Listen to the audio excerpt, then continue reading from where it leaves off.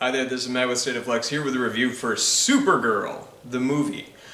But before I talk to you about that, I'd like to talk to you about Wandering Witch Publishing. One of my friends started a publishing company. It's called Wandering Witch Publishing. Wandering Witch is a space for growth where imaginative thinkers come together to challenge perspectives by engaging with counterculture through magical realism and real magicalism. This is a alternative publishing company that wants to specialize in poetry, short stories, novels. If you're interested in contributing to that and getting your work published, or just consuming alternative literature, this is the perfect place for you, but they need some of your help. So, in the description box down below, you can find a link to Wandering Witch Publishing as well as their GoFundMe page to help get this upstart company up and started. So please do check them out. But moving on to my review for Supergirl. This is a 1984 movie that does not get a whole lot of love, and I think that's kind of unfortunate. I don't think it's a bad movie. I think it's better than Superman 3, which gets substantially more love than this movie does. I just think this movie is kind of a weird, very much of its time movie.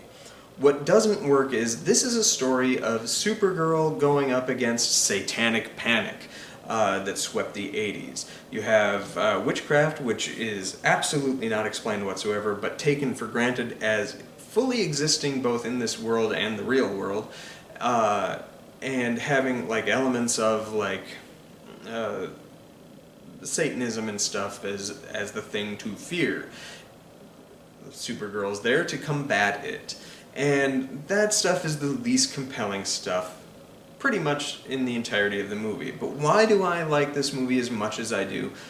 All of it rests on the shoulders of Helen Slater as Supergirl. She gives a great performance. She is really, really captivating and sort of sweeps you up in her charm, in her innocence, in her bravery, her strength. All these things really work because she's as good at playing that character as she is. If you had somebody else in those shoes with this script, it's not going to work.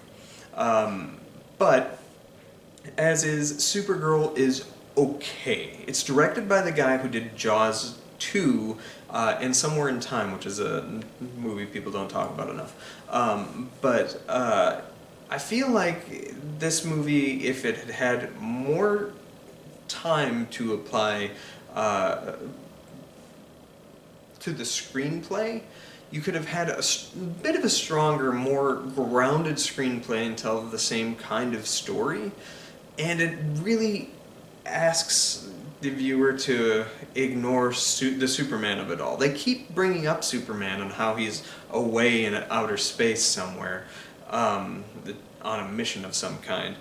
But you are talking about Clark Kent, you're talking about Lois Lane, you get to meet Lois Lane's sister, you do have Jimmy Olsen in the movie, and you have Picture of Superman, but you almost feel like Superman's going to show up at some point and feel cheated when he doesn't. The movie, much like the first one, tries to ground the film with some strong performers. You have Mia Farrow in a very small role, as well as Peter O'Toole in a little bit of a more prominent role, though still small, to help ground the picture and give it some kind of dramatic heft to it in front of the camera. And Faye Dunaway is your villain. And while they're all good, it's still her, the Supergirl, the Helen Slater, that you are drawn to.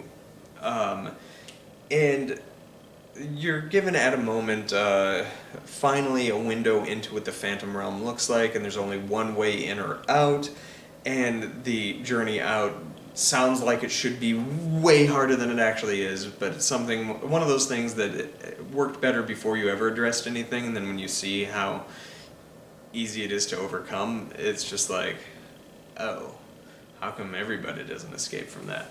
And the movie really kind of suffers from beats like that. There is a kind of romance in this that ought not to work, but kind of weirdly does work.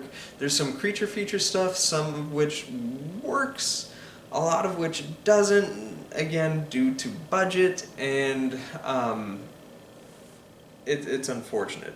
The studio had the bravery to make this movie in the time that they did, but they didn't have the confidence in the material to execute it. And I think that's a shame. If you're going to do it, go all out. Legitimize it like you did Superman, because Supergirl is every bit as good, important, stunning of a character as Superman is. And this movie's just not allowed the legitimacy of it. It is purportedly so not good that it didn't get a theatrical release here. I believe it only got a theatrical release internationally and didn't perform well. So it was the 1-2 punch of underperformance and poor critical response that kind of killed this, along with the poor critical response to Superman 3 that got the Salkinds to kind of wash their hands of the super projects altogether. Up next, I will be diving into Superman for the Quest for Peace, which is not done by the Salkinds. But if this is the end of the Salkinds' reign, I think it's better than Superman 3. It certainly has its problems. It has a lot of head-scratching moments, decent action that is under-budgeted, and you have some good cinematography here and there, coupled with some really corny, awkwardly staged cinematography. It's just under-executed. But I give this one 2.5 stars. It's okay. It's worth your time if you're a fan, if you like the Donner era. This is sort of more of it. Jerry Goldsmith has a good score for this. It's not as vibrant or lively as Williams' scores, but it's very Jerry Goldsmithy, and if you like his work, you'll like the score for this. But Helen Slater, as I've repeated often, is the reason to watch.